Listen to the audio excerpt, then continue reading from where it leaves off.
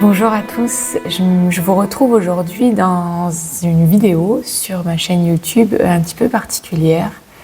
Donc dans le cadre de la polémique autour de Charlotte Dujardin, c'est pas du tout dans mes habitudes d'habitude de prendre position ou de m'ouvrir même sur des sujets comme ça d'actualité. Néanmoins, là, ce dont j'ai envie de vous parler dans cette vidéo, c'est un sujet qui me touche particulièrement, de par mon histoire personnelle, mais aussi de par ce que je propose dans mes ateliers, ce que je propose comme espace, que ce soit à la fois pour les chevaux et pour les humains. Et je me sentirais vraiment mal de ne pas prendre la parole par rapport à ça. C'est quelque chose qui est difficile pour moi, ça crée beaucoup d'anxiété dans mon corps, beaucoup d'insécurité, beaucoup de peur. Mais je pense que c'est nécessaire et puis que je pense que le message que j'ai envie de délivrer aujourd'hui, ça peut apporter beaucoup de paix dans le corps d'autres personnes. Donc j'ai écrit ce que je voulais vous dire. Je reviens, je vais ouvrir mon chat. Je suis de retour dans 5 minutes. Me revoilà. C'est souvent comme ça, quand je commence quelque chose d'important, elle débarque, elle miaule. Mais je reste focus. Donc je disais, j'ai écrit ce que j'avais envie de partager parce que c'est plus facile pour moi. Quand il y a beaucoup d'émotions comme ça, c'est beaucoup plus facile pour moi de mettre ça par écrit. Donc ça va être aussi un article de blog que vous pourrez aller lire. Je pense qu'il y a d'autres réflexions qui vont mûrir par rapport à cette polémique et au milieu du cheval en général. Mais en tout cas, là, c'est un premier jet. Donc j'espère que ça pourra vous parler et voilà. Donc je me lance dans ce que j'ai écrit. Le 23 juillet 2024 a dû être un jour sombre pour Charlotte Dujardin. Et il devrait l'être pour nous tous. Pour nous pousser à réfléchir, à essayer autre chose. Alors vous me direz que pour la plupart des chevaux de sport, de haut niveau, tous les jours sont des jours sombres. Et je suis d'accord avec vous. La plupart des chevaux de haut niveau ont perdu leur essence, leur nature, et sont privés de leurs besoins fondamentaux. Et ce que Charlotte Dujardin a fait à ce cheval dans cette vidéo n'a pas d'excuse et reste quelque chose de terrible. De l'abus de pouvoir, de l'abus psychique, de l'abus physique, de l'abus émotionnel. Mais depuis hier, je suis habitée par un sentiment immense de tristesse. Je ne cesse de me demander pourquoi. Pourquoi elle en est arrivée là? Pourquoi on en est arrivé là en tant qu'humanité, en tant qu'humain? Il y a une dizaine d'années, j'étais tombée sous le charme de l'histoire de Charlotte et de Vallegro. Du moins, la partie que j'avais vue. Une groupe qui devient cavalière olympique, un vrai conte de fées en apparence. Elle était mon modèle. Elle a été une inspiration dans mes plus jeunes années. Et c'est d'ailleurs avec elle comme modèle que j'ai eu envie d'approcher le dressage de haut niveau en Australie. Alors hier, oui, j'ai ressenti de la tristesse, pas de la surprise, parce que je sais malheureusement comment ce milieu fonctionne pour l'avoir côtoyé de l'intérieur. De la tristesse pour tous ces chevaux. Pour tous ces chevaux passés à tabac ou même simplement forcés d'obéir. Simplement forcés d'obéir à un ordre parce que l'humain le veut. D'obéir à des humains qui sont ultra centrés sur leurs propres objectifs, leurs propres ambitions. Et j'ai aussi ressenti beaucoup de tristesse dans mon cœur d'adolescente qui a vu un de ses modèles d'autrefois s'effondrer et se faire lyncher sur la place publique par les mêmes personnes que celles qui l'adulaient 5 minutes avant la polémique. Et c'est de ça dont j'ai envie de parler aujourd'hui. Ça fait des années que je ne regarde plus les sports équestres, que je ne m'y intéresse plus, parce que pour la majorité de ce que je vois, ce sont des chevaux en souffrance et des humains en souffrance. Les chevaux souffrent et les gens souffrent aussi problème des gens, c'est qu'ils n'en ont même pas conscience. Et qu'ils déchargent, qu'ils projettent tout sur leurs chevaux. Leurs ambitions, leur manque d'amour, leur envie de réussite. Il y a tout ça qui est mis sur les chevaux. Alors oui, cette vidéo, et ce qu'on voit dedans, elle est terrible. Il n'y a pas d'excuse à trouver. Mais si nous voulons que ça change, nous ne devons pas répondre à cette vidéo avec la même violence que celle qui est infligée au cheval dans cette vidéo, justement. Et c'est ça qui est extrêmement difficile. C'est extrêmement difficile parce que même dans nos écuries, dans nos cercles proches, nous sommes déjà incapables de le faire pour la plupart. Et ça demande extrêmement de contrôle, extrêmement d'analyse, extrêmement de temps, d'intégration aussi, pour ne pas être en réaction quand on voit quelque chose qui nous déplaît. Et pour moi, la première. Ça m'est déjà arrivé de vouloir gifler quelqu'un que je voyais en train de taper sa jument avec une guette de foie parce qu'elle n'arrivait pas à lui mettre.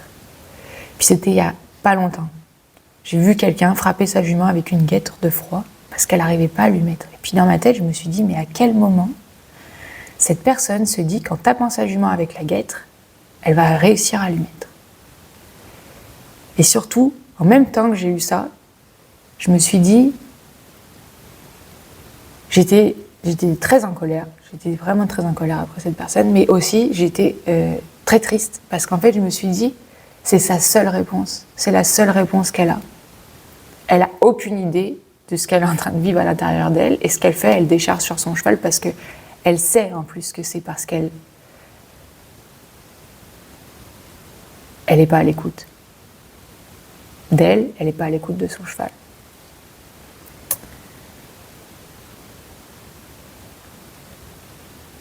Mais si j'étais allée la gifler, que je l'avais insultée, que je lui avais dit « t'es qu'une merde, tu sais pas t'y prendre », puis ça je l'ai pensé. Ce serait mentir que de dire que je l'ai pas pensé, bien sûr que je l'ai pensé. Puis moi, ce que je fais quand je le pense, des fois, je l'extériorise, mais pour moi, je vais pas aller le dire à la personne « t'es qu'une merde », toutes ces choses-là. Mais en tout cas, qu'est-ce qui se serait passé si j'étais allée lui dire ça ?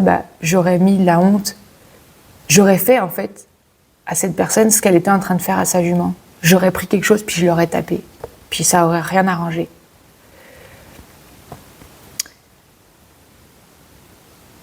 J'aurais juste reproduit un cercle vicieux dans lequel on est tous.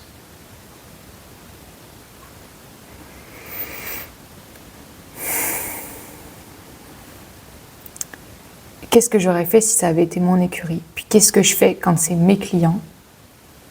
Puis je dis pas que mes clients tapent leurs chevaux, pas du tout. Il y a un cadre qui est posé.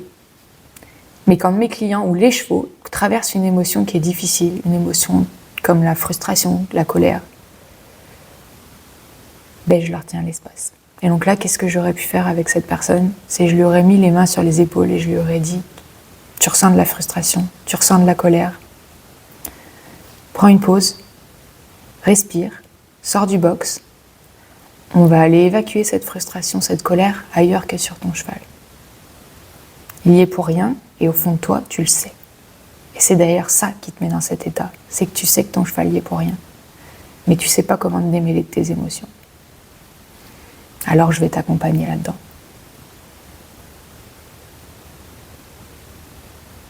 Je sais pas si vous voyez où je veux en venir. Ça serait tellement facile de jeter des pierres au visage de Charlotte Dujardin. Tout le monde là comme ça derrière son écran. Tellement facile. Je vous invite plutôt à rediriger votre frustration, votre colère ailleurs, dans des projets pour faire évoluer le milieu. Puis, voilà. Amenez votre patte je sais pas si ça se dit, à l'édifice. Non, votre pierre à l'édifice, à votre manière. Ne tombez pas dans le piège de la violence, qu'elle soit verbale ou physique, car c'est cette même violence que nous cherchons à éradiquer du milieu équestre. Mais comment le faire si nous ne sommes même pas capables en nous-mêmes de trouver de la compassion pour tenir l'espace à une âme tellement brisée qu'elle en détruit plein d'autres sur son passage ?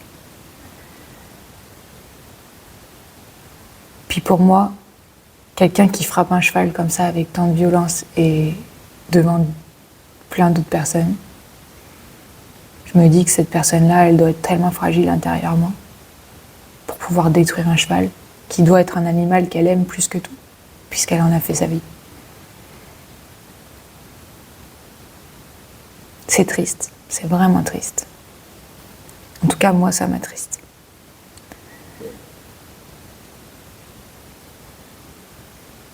Et si on continue de se détruire, sans chercher à comprendre pourquoi on en est arrivé là, je pense pas que les choses changeront. Je crois que ça nous demande aujourd'hui de reconnaître et d'intégrer la Charlotte en nous, celle qui perd le contrôle de ses émotions. Et là, je fais une petite aparté. Ça ne veut pas dire que vous avez déjà battu un cheval, mais vous avez certainement déjà dû perdre le contrôle de vos émotions avec un cheval. On est humain, on apprend. C'est cette partie-là qu'il faut reconnaître en soi, pour éviter de lui jeter la pierre.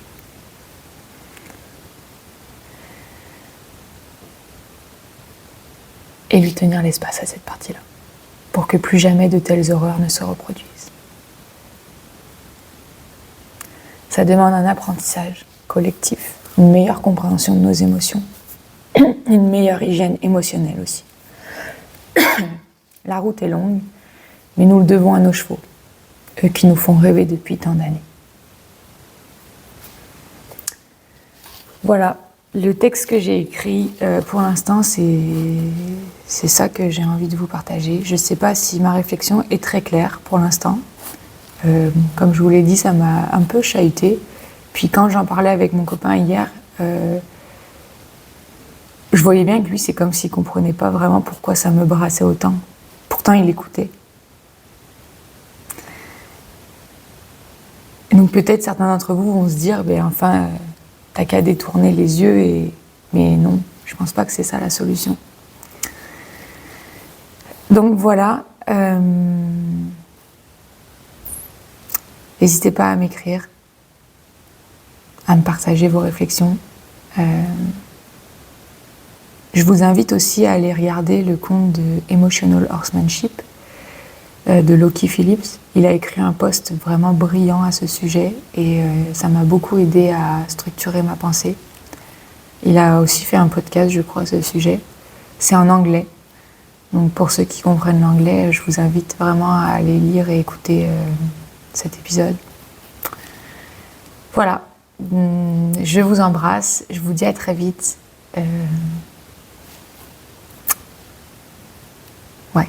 Divulguons de l'amour.